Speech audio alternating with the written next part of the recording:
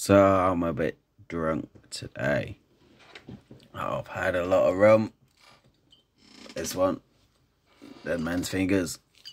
It's a good rum. It's been a while since I did an update. I was gonna do these a bit more frequently, but I ended up having some time in hospital. So yeah, that happened. I got an infection in my leg, nearly died. Thanks to the NHS and their really hard work, I got through. I'm probably doing this now because I'm a bit drunk. Pressing record, I don't really know what I'm going to talk about, so this might be something a bit here and there, but I know I got to do something because it's been a while since I did one. So I went into hospital. I had an infection in my leg. I was told I was 2 blood markers away from either losing my leg or being in a seriously critical condition. I suppose that's what we're going to talk about, the NHS, because it really is in a bit of a state right now. We can look at the NHS and we can see the experiences we had, or the experiences people we know had. We can say it's terrible. Oh, the healthcare in the UK is shit right now. Terrible right now. It's a good job I'm not looking for sponsorship, isn't it? And it really is, you know. I mean, for me, it was great. They got me in, they sorted me out, they fixed me up good and proper. Until I got on a ward away from the assessment wards, and that was really kind of a bit of a bad experience, but I'm not going to go into that. How do we fix it? We look at it like a system. Like anything I look at work is a system. I'm an IT engineer by trade. And when I look at the systems I work with, I look at the input going into those systems, I look at how we process those systems, and I look at the output coming out. So all too frequently, we just focus on the outcomes. But I think we need to focus on the whole system as, is it Ludwig Bertalanffy's systems theory? I'm not entirely certain. You can correct me on that in the comments if you like. I'm sure you will.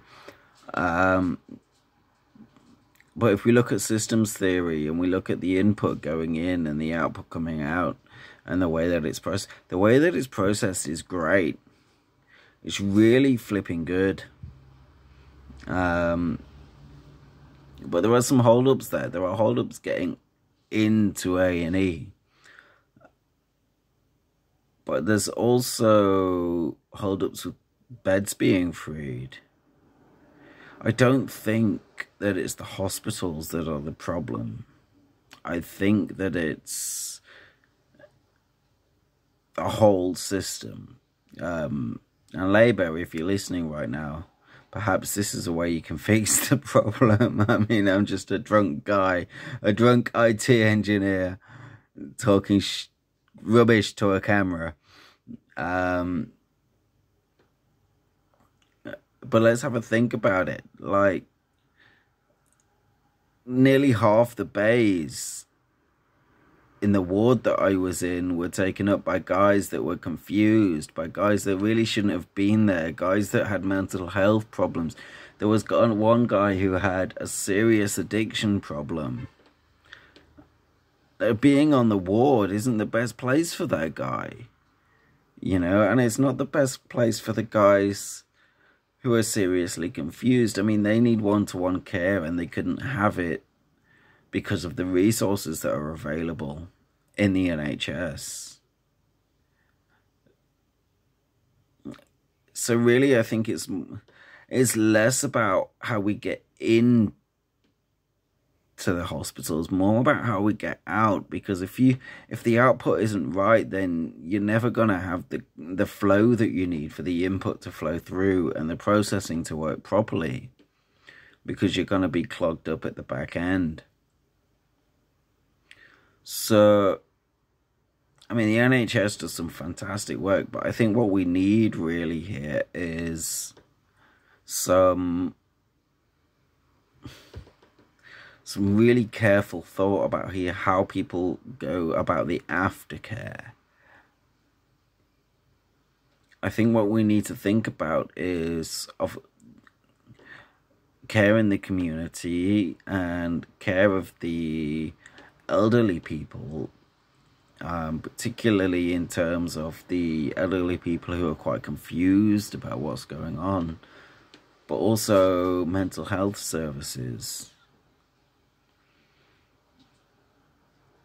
If you've got those, more than half of the beds in my ward could have been freed up by mental health services or care in the community if we were investing in that properly. So at the moment, Labour's approach to healthcare is to talk more about healthcare itself, how we can amazingly sort it out with all these technical solutions, but I don't think it's a technical solution that's required here. I really think it's about looking around the edge of the problem. A lot of the things, like when you look at a system in systems theory, you have this, I'm sorry, I haven't learned to draw a box yet. Still an IT engineer that can't draw a box. We'll get past that eventually. But if you imagine you've got this system, you've got the input here and the output here, and the environment in which it sits in. Labour are looking inside the box. And we need to look at the environment in which it sits in and say, well, the way we're dealing with a lot of these problems is not the right way. We can save a hell of a lot of money by having those people in the sorts of care that they need. So this alcoholic guy, he was never on that ward with the experience that he was having going to come out of there not an alcoholic. So we need to look at how does that guy not be an alcoholic? Well, the answer is he goes into specialist services. The answer is we give him somewhere to live, or we give him somewhere to sort himself out, and the support that he needs in order to get a job, in order to be a productive member of society.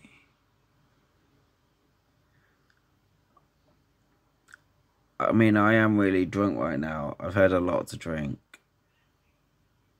But that NHS experience really shook me. There was one guy. He tripped and fell while I was in there, and the story, he was trying to get out of his bed for a cigarette. But he was really confused. He still had his wires and his drip attached to his body. And when I saw him getting out of his bed, I got up and tried to help him get back to bed. And eventually he did listen to me and started going back towards his bed. But later on, when the guys were talking about him, they were telling him that he fell out of his chair, and that just wasn't true. He'd fallen over in the middle of the room. He fell and he hit his head. And then later on, these guys were gaslighting him, saying, you fell out of your chair. He didn't fall out of his chair. I mean, that's nuts to me. But if this guy had had the care that he really required, when I had to shout for help and maybe 10 or 15 nurses came running and got him back into his bed and sorted him out, and then the amount of nurses that it took to explain to him, you can't go for a cigarette. I mean, if one person had taken him for a cigarette, it would have taken 10 minutes. But instead it took maybe 10 members of staff a couple of hours over the whole course of a day to explain to him why he couldn't go for a cigarette, you know? Oh, it's just crazy. But one minimum wage employee sat there watching him saying, okay, I'll take you for a cigarette now, would have solved the problem.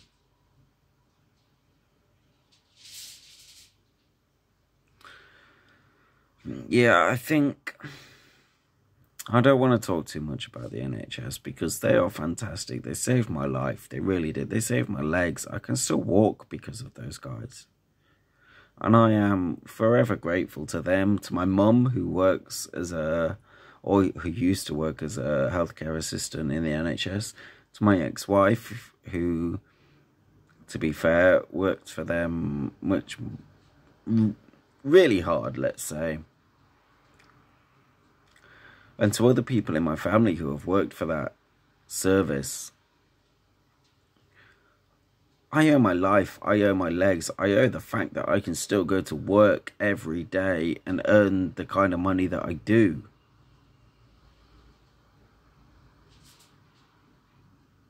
But something isn't right there, and I think it's the environment in which the system sits. And I think if we put a little bit of investment, I mean, on the grand scale of things, a little bit, it might sound like a lot of money, $1 billion here or $2 billion there. It sounds like a lot of money, but I think in the grand scheme of things, it will save money in the long run. I can go into the economic theory, and I will be going into economic theory later on in other videos. I've got one coming up about how Labour's housing policy is absolutely ludicrous. And I use economic theory and mathematics to show that.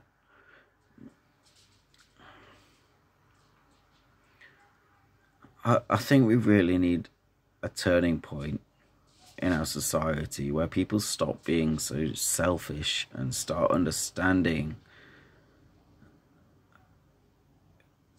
that if we invest in the lowest parts of society, we really can make a massive difference in how productive we are.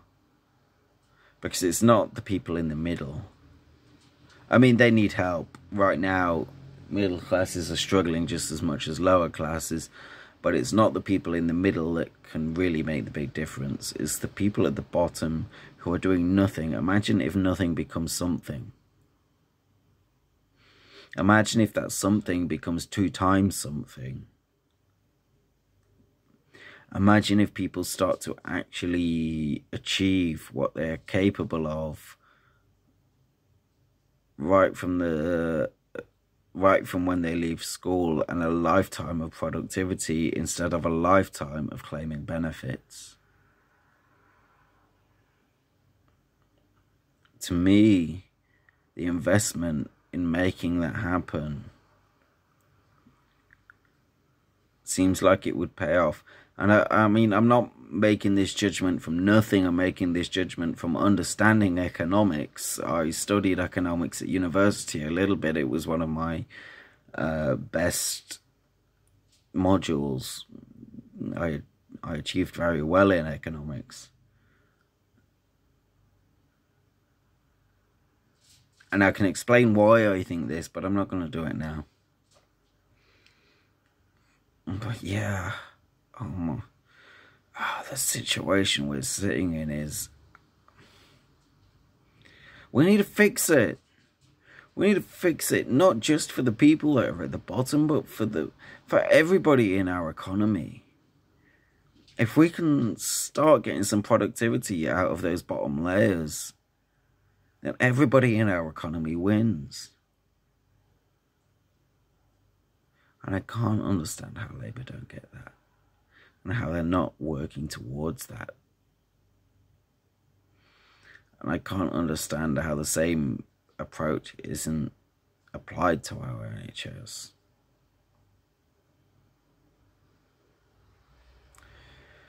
Probably a good job I'm not a politician, that I am just an IT engineer.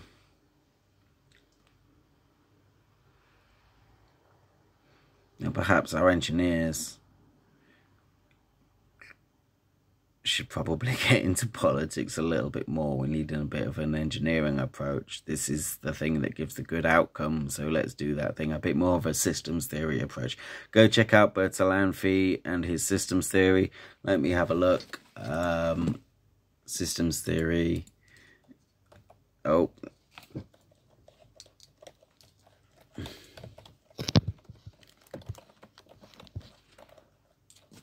Oh, I didn't type that very well. Let's try again. Systems.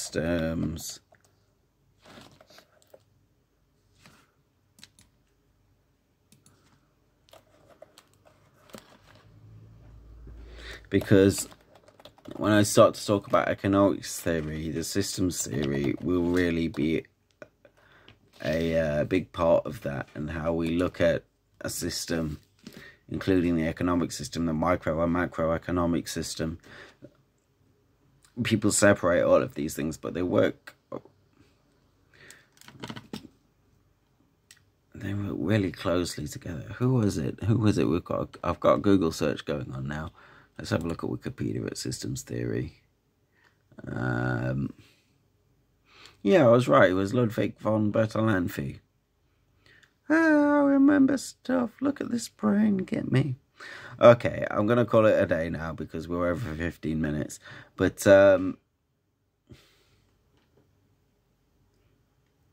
let's look at the whole system. Let's look at the system of the NHS and where it's failing. And I feel it's failing more on the output than the input or the processing. I think the input and the processing are very good. I think it's the output that's failing, and mostly due to our failing systems for mental health and our failing systems for social care. Well, let's also look at that in the wider system of economics, and how getting people working again is really the best thing for the economy. Paying taxes, getting people earning wages, and that money flowing around the economy rather than sitting in some toff's bank. Okay, that's enough for today. I'm going to post this video. It's a bit of a nuts one today, but all over the place, from here to there to the whoa. It's my first one back since I went into hospital. Thanks, hospital guys, for sorting me out, especially that doctor. You were really, really good. I hope you know who you are. And I'm sorry I'm a bit drunk while I'm recording this, because I am absolutely, I tell you what, let's flip him. Cheers. Dead man's fingers. Good night.